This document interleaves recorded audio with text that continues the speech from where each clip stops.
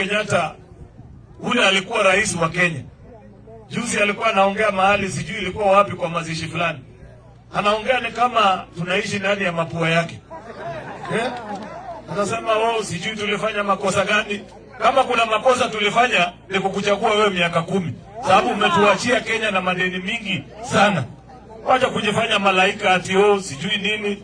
Unajua saa nyingine pia, and I want to tell the retired president, we have had other retired presidents in this country. The late Daniel Arap Moi was a retired president. For the 10 or so years plus that he lived after he left office, hakuna siku alifanya siasa na kumdharau mzee Kibaki. Yeye wakati alienda nyumbani, aliheshimu Kibaki na akanyamaza. Rais Kibaki wakati alistaafu 2012, alibehave kama rais mstaafu.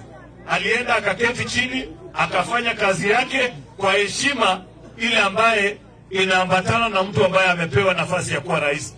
Hii kierere ambaye wewe uko nayo huru ulitoa wapi? Si utulie kwa nyumba yako. Mambo ya kuja kutusomea na kutuambia vile tulifanya makosa. Kwani unafikiri wewe ulikuwa malaika? Si wakati ulikuwa kwa ofisi kulikuwa na mambo mengi sana ambaye inaendelea, ambaye tumenyamaza kwa sasa. Tumesema tuachane naye, tuone vile tutaenda mbele. Hii sarakasi kidogo kidogo na tupangie